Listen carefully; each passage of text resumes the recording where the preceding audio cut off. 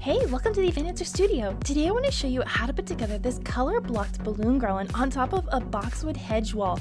I'll show you step by step how to make the clusters and put this magnificent piece all together. So first of all, let's hop back into the studio and I'll show you how to make the clusters. Each cluster is made from 6 to 8 balloons, and there's always one 16-inch balloon and all the others are 11-inch balloons. I'm going to inflate both of those at the same time, making sure the larger balloon is always on the trigger side of my balloon inflator. So once I've got both of those inflated, I'm going to slowly let some air out of the 16-inch balloon, press down on it so it's nice and round, and then I'm going to tie them together into a pair by wrapping the nozzles around twice and tying them together in a knot. Now, if you're not comfortable inflating 2 balloons at the same time, you can always inflate them individually, tie them off, and then tie them together into pairs. I'm going to inflate the rest of the 11-inch balloons to a variety of sizes, no sizer box needed. They just need to be anywhere between 7 and 10 inches in size. So I'm going to go ahead and inflate those to different sizes, tie them together into pairs, and then we're going to take all these pairs and tie them together into clusters. So in total, I'm going to have 5 clusters of each color I'm making. So to make a cluster, take 2 pairs, overlap them so that the nozzles touch in the center, and then twist one balloon from each of those pairs around each other, locking them together into a quad. Now to this quad, we're going to add another pair. Slide this new pair in so that the nozzles are touching with the nozzles of the quad, and then I'm going to take the 2 new balloons, wrapping them all the way around and twisting those 2 together. This will keep all of the nozzles together in one giant knot right in the center of our cluster, and we don't have to worry about the balloons coming undone. Now I'm going to have a couple clusters that only have 6 balloons, so you would stop here, but I'm also going to have a couple clusters that have 8 balloons. I'm just going to repeat the last step by slipping that new pair right across the center, bringing the 2 balloons around and twisting them around each other. By having clusters with 6 balloons and some clusters with 8 balloons, it's going to give us 2 different size options for our garland and will help us create an even more organic look. Then I'll repeat these steps, so I've got 5 black clusters and 5 chrome silver clusters ready to turn into our garland. Now we need to make some mini clusters to give us more texture and interest in our garland. So I'm going to create 5 mini clusters from these 5-inch purple balloons by inflating 8 of them to 3 pumps of air each. So I'm going to inflate my first one, hold it under one finger, inflate the second one, and then tie them together into pairs just like we did with our larger balloons. Once I've got all 4 of those pairs created, we can then make our mini clusters. So first I'm going to take 2 pairs, overlap them so the nozzles touch, and twist them around each other, creating a quad. Now I'm going to repeat this, so I've got 2 quads, and then I'm going to tie the 2 of these together using a 260 balloon that I've cut in half. This will give us some stretchy length between these 2 quads and allow us to tie them into the garland super easily. So I'm going to take the very end of that 260 balloon, pinch it between my fingers that are holding the quad, stretch that 260 tight, and wrap it in a figure 8 pattern around 2 of the balloons in that quad, and that will secure it to the end of the 260. I'm going to do the exact same thing on the other end of the 260, and it's going to give me these 2 little clusters with the 260 between it, making a great accent for our balloon garland. In the same way, I'm going to make 5 more clusters from these 5-inch black balloons and 5 clusters from these 7-inch chrome silver balloons.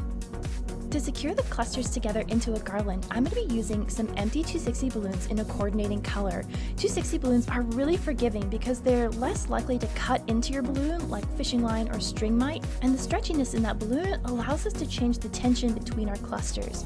So I've tied the very end of my 260 to one of the nozzles in my first cluster, and now I'm going to bring in my second cluster. So I want to orient it so my 16-inch balloon is facing out towards the side of my garland, and then nestle those 2 clusters snugly right next to each other.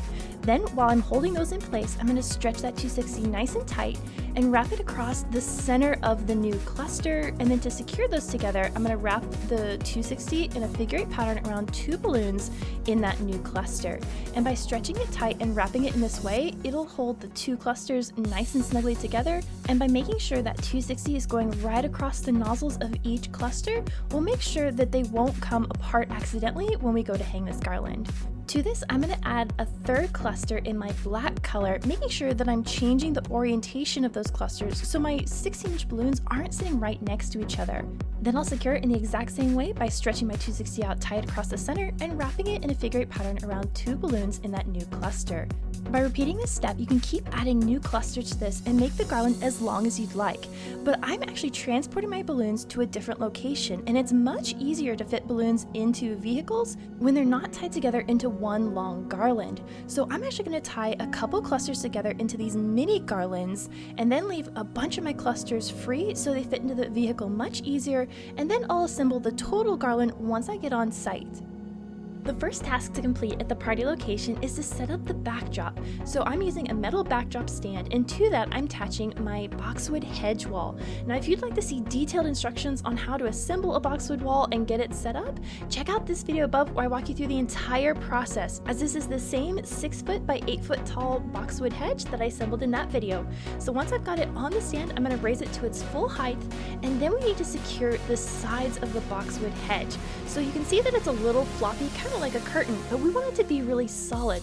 So every 12 to 18 inches down both sides of the boxwood hedge, I'm going to zip tie it to the frame. This will reduce the amount of movement the wall can make, so it looks more like a wall and less like a curtain. Next, I'm going to tie some empty 260 balloons to the frame every 12 to 18 inches on the right hand side and the top of my backdrop stand. I'm just going to simply tie a double knot in the balloon, leaving both tails of this 260 attached, because it'll be these tails that'll allow me to tie my balloon garland to the frame. Starting at the top of my backdrop, I'm going to grab my first balloon cluster and hold it up about where I think I want it to be. Then I'm going to take one of those 260 tail ends and wrap it around a couple of the balloons in that cluster to hold it in place.